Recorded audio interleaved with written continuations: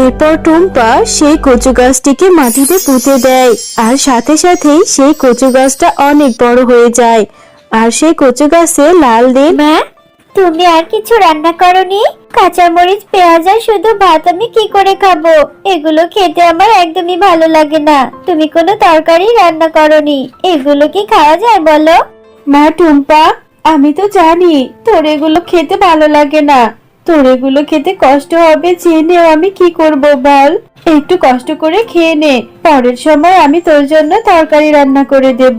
আমি কি করব বল, এতটুকুনি চালের ব্যবস্থা করেছি খুব কষ্ট করে, আমি যে কোনো তরকারির ব্যবস্থা করতে পারিনি রে মা। মা, তুমি সব সময় বলো তরকারি দিয়ে ভাত দিবে, কিন্তু সব সময় আমাকে শুধু কাঁচা লঙ্কা পেঁয়াজ দিয়ে ভাত খেতে দাও। আমি আর ভাত খাবোই না, তুমি খাও এগুলো। তোমার কাছে টাকা নেই, তাহলে আমি না খেয়েই থাকবো। আমি খাবো না তোমার ভাত, চলে গেলাম আমি। টুম্পা, মা যাস না, কোথায় যাচ্ছিস? খেয়ে তো যা, এইভাবে না খেয়ে কিভাবে থাকবি তুই? আমার এই মেয়েটাকে নিয়ে যে আমি কি করব? এই মাসে কারোর বাড়িতে কোনো কাজও পাইনি, হাতে কোনো টাকাও নেই যে টাকা দিয়ে তোকে আমি বাজার করে এনে দেব। যাই, বাঘিনী মামির কাছে গিয়ে দেখি যদি কিছু টাকা ধার আনতে পারি।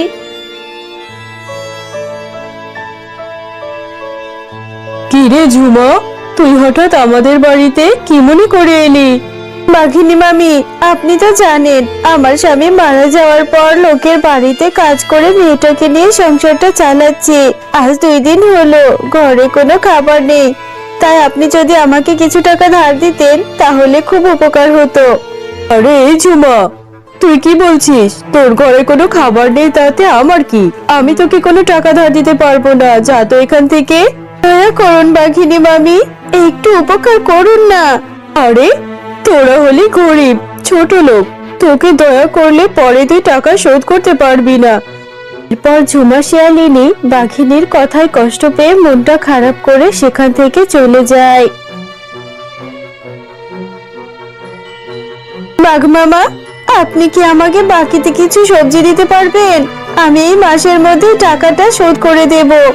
আমার ঘরে যে রান্না করার মতো কোনো সবজি নেই গো মামা, দিলে অনেক উপকার হতো। আরে ঝুমা, আমি তোকে এইভাবে বাকিতে সবজি দিতে পারবো না। বাজারে নতুন শীতকালীন সবজি তুলেছি, এই সবজিগুলোর অনেক দাম, তাই আমি তোকে এগুলো বাকিতে দিতে পারবো না। এগুলো আমি তোকে টাকা দিলেই দিতে পারবো, তাই বেশি অযথা বায়না ধরিস না তো। যা যা, বাড়িতে যা। বাঘ মামা, আপনি আমার সাথে এরকম আচরণ কেন করছেন? আমার স্বামী একসময় বেঁচে থাকতে আপনাদের কত উপকার করেছে। লাগবে না আমার সবজি, আমি টাকা দিয়েই কিনে খাবো আপনাদের থেকে। আজ আমি অসহায় বলে আপনারা আমাকে কত অবহেলা করছেন। চলে যাচ্ছি আমি। আরে যা যা, এসেছে বাকিতে সবজি নিতে। এদিকে টুম্পা জঙ্গলের মাঝখানে একটা গাছের নিচে বসে বসে অনেক কান্না করতে থাকে।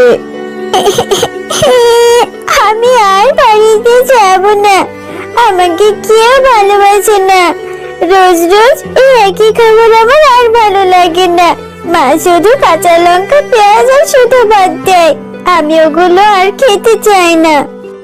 টুম্পা যখন এসব কথা বলে কান্না করছিল তখনই সেখানে একটা পরী চলে আসে, আর সে বলে যে, কি হয়েছে মিষ্টি মেয়ে টুম্পা, তুমি গরম জঙ্গলের মাঝখানে একা একা বসে কান্না করছো কেন?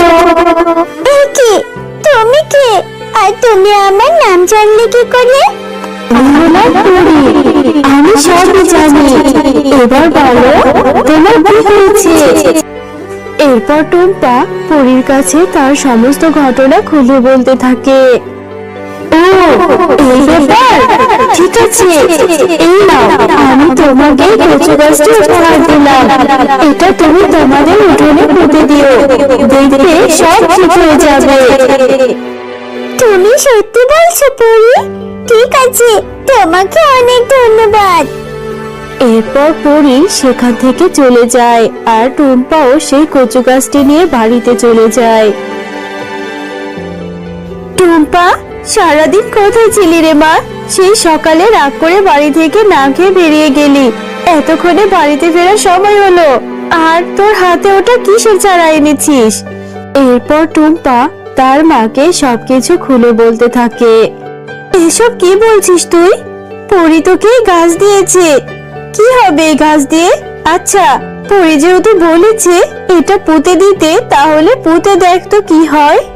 এরপর টুম্পা সেই কচু গাছটিকে মাটিতে পুঁতে দেয়, আর সাথে সাথেই সেই কচু গাছটা অনেক বড় হয়ে যায়। আর সেই কচু গাছে লাল, নীল, হলুদ এই 3 রঙের কলা ধরে। মা, দেখো দেখো, এই কচু গাছটাতে কত বড় হয়ে গেছে, আর কি সুন্দর রঙিন রঙিন কলা ধরেছে। এখন থেকে এগুলো বিক্রি করে তুমি আর আমি সংসার চালাতে পারবো। আর আমাকে প্রতিদিন পেঁয়াজ আর কাঁচা লঙ্কা দিয়ে ভাত খেতে হবে না, তাই না মা, বলো? হ্যাঁ রে মা, তুই ঠিকই বলেছিস। আমাদের আর কোনো অভাব থাকবে না। এখন থেকেই কলাগুলো বিক্রি করে তোকে অনেক ভালো ভালো খাবার এনে দিতে পারবো। এরপর থেকে ঝুমা শিয়ালিনী ও তার মেয়ে টুম্পা সেই কলাগুলো বাজারে বিক্রি করে অনেক ভালোভাবে সংসারটা চালাতে থাকে। তাদের দিন অনেক ভালোই কেটে যায়।